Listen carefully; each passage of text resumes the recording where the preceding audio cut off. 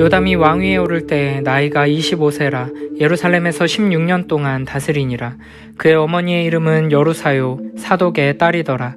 요담이 그의 아버지 우시아의 모든 행위대로 여호와 보시기에 정직하게 행하였으나 여호와의 성전에는 들어가지 아니하였고 백성은 여전히 부패하였더라. 그가 여호와의 전 윗문을 건축하고 또 오벨 성벽을 많이 증축하고 유다 산중에 성읍들을 건축하며 숲을 가운데에 견고한 진영들과 망대를 건축하고 암몬 자손의 왕과 더불어 싸워 그들을 이겼더니 그 해에 암몬 자손이 은 100달란트와 밀 만고르와 보리 만고르를 바쳤고 제2년과 제3년에도 암몬 자손이 그와 같이 바쳤더라. 요담이 그의 하나님 여호와 앞에서 바른 길을 걸었으므로 점점 강하여졌더라. 요담의 남은 사적과 그의 모든 전쟁과 행위는 이스라엘과 유다 열왕기에 기록되니라. 요담이 왕위에 오를 때의 나이가 25세요 예루살렘에서 다스린 지 16년이라. 그가 그의 조상들과 함께 누움에 다윗성에 장사되고 그의 아들 아하스가 대신하여 왕이 되니라. 아하스가 왕위에 오를 때의 나이가 20세라. 예루살렘에서 16년 동안 다스렸으나 그의 조상 다윗과 같지 아니하여 여호와 보시기에 정직하게 행하지 아니하고 이스라엘 왕들의 길로 행하여 바알들의 우상을 부어 만들고 또 흰놈의 아들 골짜기에서 분향하고 여호와께서 이스라엘 자손 앞에서 쫓아내신 이방 사람들의 가증한 일을 본받아 그의 자녀들을 불사르고 또 산당과 작은 산 위와 모든 푸른 나무 아래에서 제사를 드리며 분향하니라. 그러므로 그의 하나님 여호와께서 그를 아람 왕의 손에 넘기심에 그들이 쳐서 심히 많은 무리를 사로잡아 다메섹으로 갔으며 또 이스라엘 왕의 손에 넘기심에 그가 쳐서 크게 살육하였으니 이는 그의 조상들의 하나님 여호와를 버렸음이라. 르말랴의 아들 베가가 유다에서 하루 동안에 용사 12만 명을 죽였으며 에브라임의 용사 시그리는 왕의 아들 마아세야와 국내 대신 아스리감과 총리 대신 엘가나를 죽였더라. 이스라엘 자손이 그들의 형제 중에서 그들의 아내와 자녀를 합하여 20만 명을 사로잡고 그들의 재물을 많이 노략하여 사마리아로 가져가니 그곳에 여호와의 선지자가 있는데 이름은 오뎃이라. 그가 사마리아로 돌아오는 군대를 영접하고 그들에게 이르되 너희 조상의 하나님 여호와께서 유다에게 진노하셨으므로 너희 손에 넘기셨거늘 너희의 노기가 충천하여 살육하고 이제 너희가 또 유다와 예루살렘 백성들을 압제하여 노예로 삼고자 생각하는도다. 그러나 너희는 너희의 하나님 여호와께 범죄함이 없느냐? 그런즉 너희는 내 말을 듣고 너희의 형제들 중에서 사로잡아온 포로를 놓아 돌아가게 하라. 여호와의 진노가 너희에게 임박하였느니라 한지라.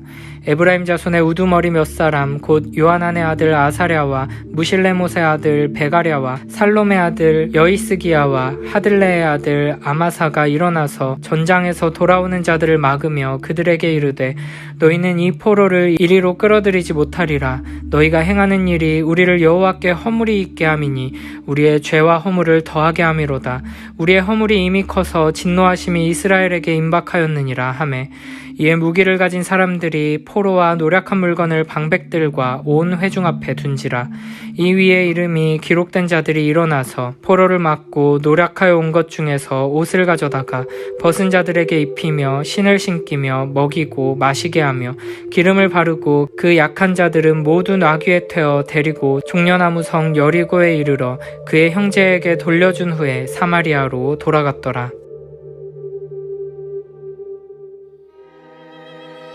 요담은 25세에 유다의 11번째 왕이 되어 16년간 다스렸습니다. 요담은 우시아의 모든 행위를 따라 여호와의 눈에 정직하게 행했습니다. 그는 성전에 들어가지 않았는데 이는 그가 교만하여 자기 마음대로 성전에 들어가 분향하려 한 우시아의 잘못을 반복하지 않았다는 것입니다. 그러나 안타깝게도 백성들은 여전히 부패하였습니다. 요담은 성전의 윗문과 오벨 성벽을 증축하고 유다 산중의 성읍들과 숲을 가운데 견고한 진영들과 망대를 건축했습니다.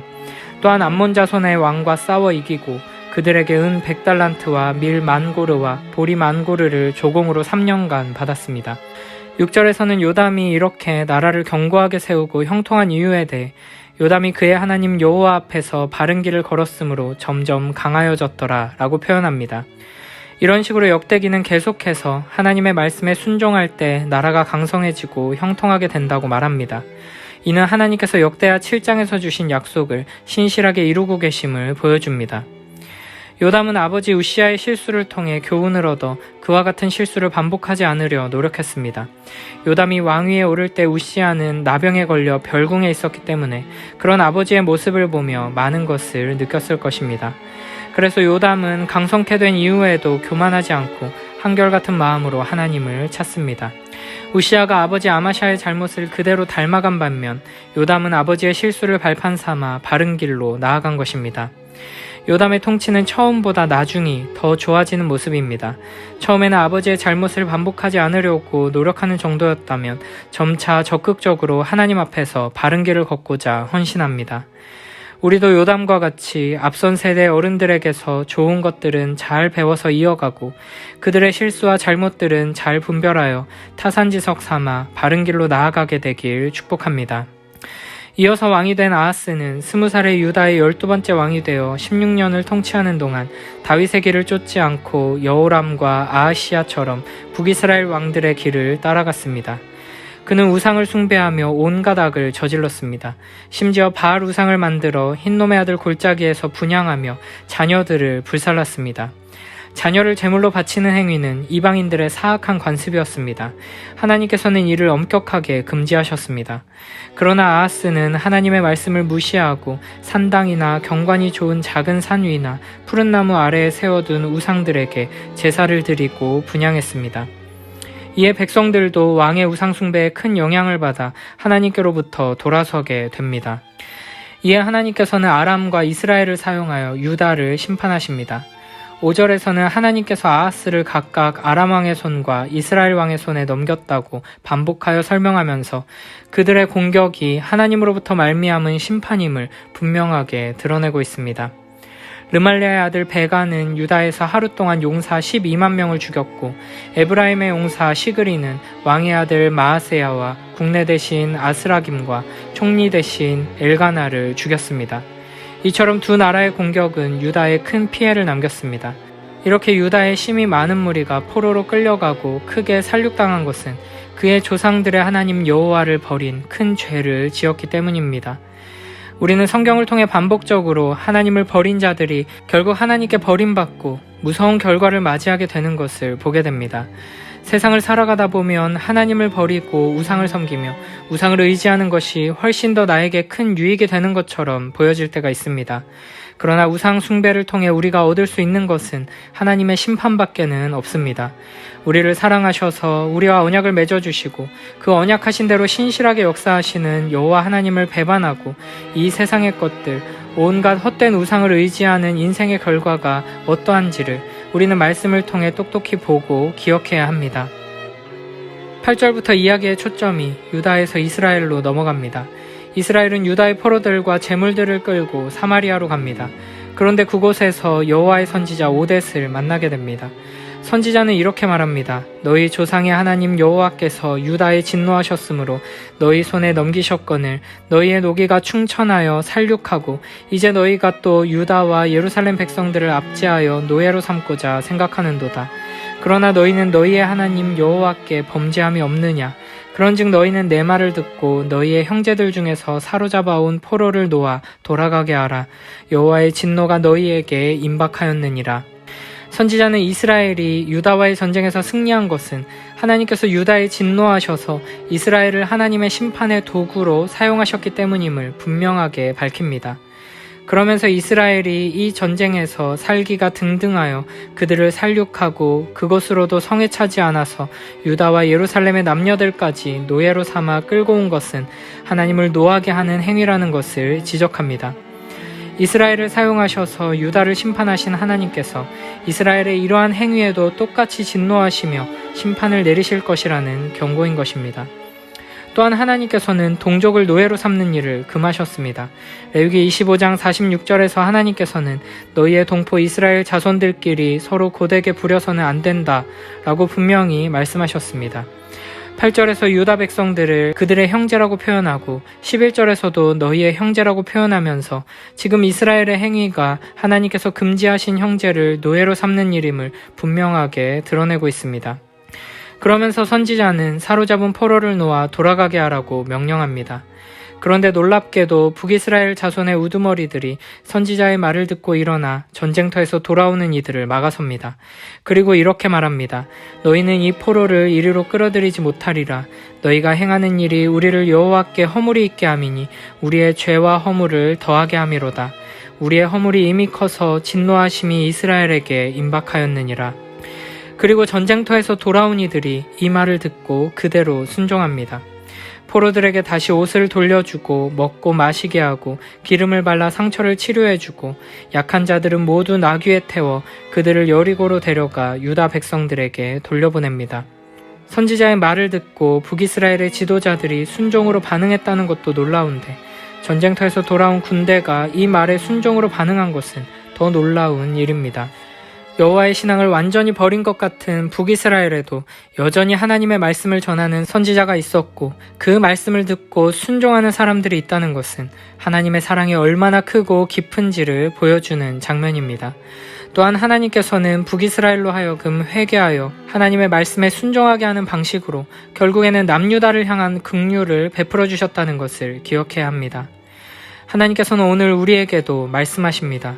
우리로 하여금 회개하고 돌이켜 하나님께로 나아오도록 하기 위해 이 세상의 모든 것들을 사용하셔서 우리를 부르십니다. 우리에게 주신 생명의 말씀 앞에 겸손히 귀 기울이며 회개하고 순종하여 복을 누리는 우리 모두가 되길 축복합니다.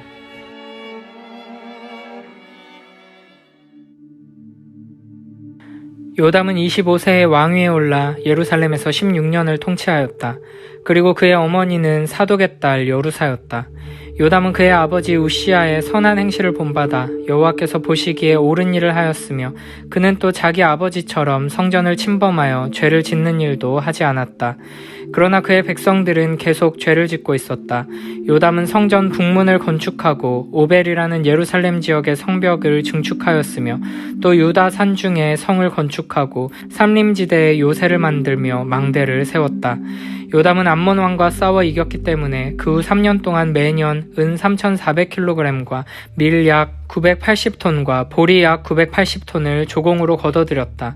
요담은 그의 하나님 여호와 앞에서 바르게 살았으므로 강력한 왕이 되었다.